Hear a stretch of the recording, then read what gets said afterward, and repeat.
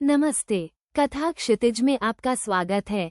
क्या आपने कभी सोचा है कि हमारी प्राचीन धर्मग्रंथों में सिर्फ आध्यात्म ही नहीं, बल्कि हमारी धरती के छुपे हुए रहस्यों, खोए हुए शहरों और लुप्त हो चुके भूगोल का भी वर्णन हो सकता है?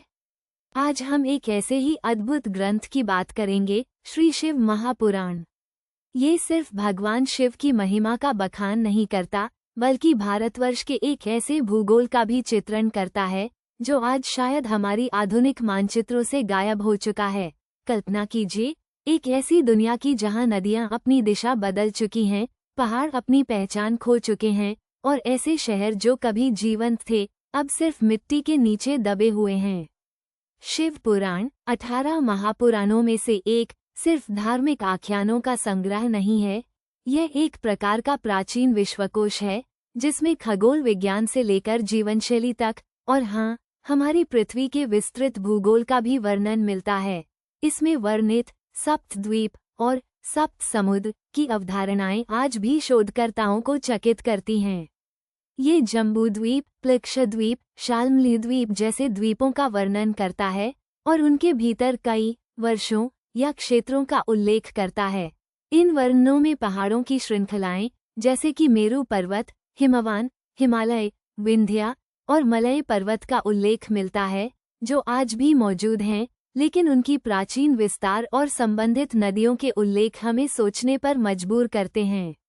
उदाहरण के लिए, शिव पुराण में कई नदियों का जिक्र है जो अब या तो सूख चुकी हैं, या उनका मार्ग बदल चुका है, या उनके नाम बदल गए हैं।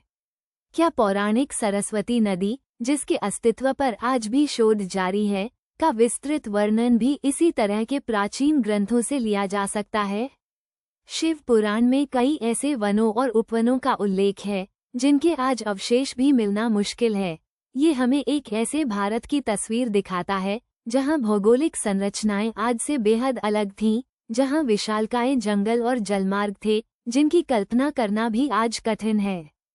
लेकिन सिर्फ नदियां और पहाड़ ही नहीं, शिव पुराण में कई ऐसे नगरों, जनपदों और यहाँ तक कि गुप्त स्थानों का भी वर्णन मिलता है, जो आज हमारी पहुंच से बाहर हैं।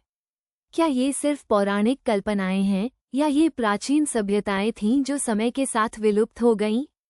पुराणों में वर्णित पाताल लोक या नागलोक जैसी अवधारणाएं अक्सर रहस्यमयी लगती हैं। पर क्या ये पृथ्वी के भीतर छिपी हुई, या घने जंगलों में बसी हुई, या समुद्र के नीचे डूबी हुई प्राचीन बस्तियों के संकेत हो सकते हैं, जिनका वर्णन अतिशयोक्तिपूर्ण शैली में किया गया हो, जैसा कि अक्सर प्राचीन ग्रंथों में होता है? कई बार शिव पुराण में वर्णित स्थानों के नाम आज के आधुनिक नामों से मेल नहीं खाते, जिससे उनकी पहचान करना मुश्किल हो जाता है। ये हमें ये सोचने पर मजबूर करता है कि समय के साथ केवल भौगोलिक विशेषताएं ही नहीं बदलती, बल्कि उनके नाम और उनसे जुड़ी लोक स्मृति भी बदल जाती है। क्या द्वारका नगरी, जिसके अवशेष समुद्र के नीचे पाए गए हैं, जैसी और भी अनेकों प्राचीन नगरियां हैं जो शिव पुराण के वर्णनों में छिपी हैं? ऐसी कई सूचियां और वर्णन शिव पुराण में बिखरे पड़े हैं, जो हमें अनजाने में ही भारत के एक खोए हुए मानचित्र की ओर इशारा करते हैं। ये हमें भूवैज्ञानिक परिवर्तनों की ओर भी इशारा करता है। लाखों वर्षों के दौरान पृथ्वी की टेक्टोनिक प्लेटों में बदलाव आया है, समुद्र का स्तर बढ़ा या घटा है, और नदियां अपने रास्ते बदल चुकी हैं। शिव पुराण जैसे ग्रंथ शायद उन युगों के साक्षी रहे हों, जब भारत का भूभाग आज से बिल्कुल अलग था। ये केवल मिथक नहीं है, बल्कि एक प्रकार का प्राचीन भूवैज्ञानिक और ऐतिहासिक अभिलेख हो सकते हैं, जिन्हें हमें सही ढंग से समझने की आवश्यकता है। इन ग्रंथों की गहराई में झांकने पर हमें पता चलता है कि हमारे पूर्वज न केवल आध्यात्मिक ज्ञान में समृद्ध थे, बल्कि उन्हें अपनी धरती और उसके बदलते स्वरूप का भी गहरा ज्ञान था। कथा क्षितिज मानता है कि इन प्राचीन ग्रंथों में छिपे सूत्र हमारे अतीत के द्वार खोल सकते हैं।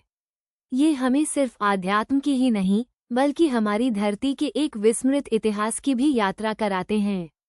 ये हमें एक नई दृष्टि देते हैं कि कैसे हमारे पूर्वजों ने अपनी दुनिया को समझा और उसका वर्णन किया। इन वर्णनों को केवल कहानियां मानना बंद करें और इन्हें भारत के विशाल, प्राचीन और बहुआयामी इतिहास के महत्वपूर्ण साक्ष्य के रूप में देखें।